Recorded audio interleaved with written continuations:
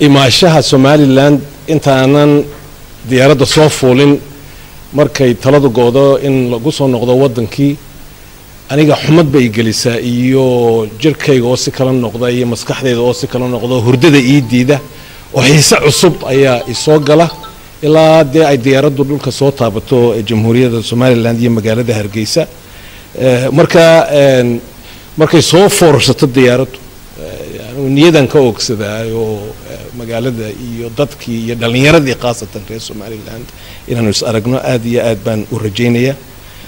Somaliland dadkeygana salaam baan halkan uga dirayaa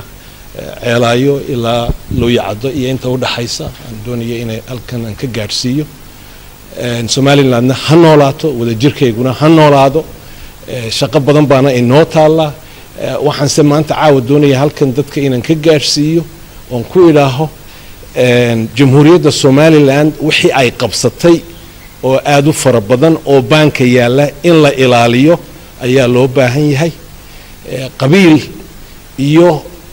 dimuqraadinimo iyo dawladnimona isma galayaan labadaa in la kala fogeeyo ayaynu u baahannahay haddii jamhuuriyadda Somaliland ay noolaanayso waa inay noolaato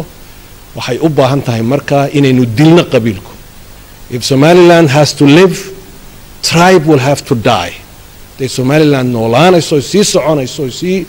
kobcayso waxa qabiil la yiraahdo waa inuu dhintaa shaqadaas ay noo taala walaalahayo waad mahadsantihiin de qofkii inta wax ka badan doonayo una de faahfaahinteedana waa inoo jaamacadda Hargeysa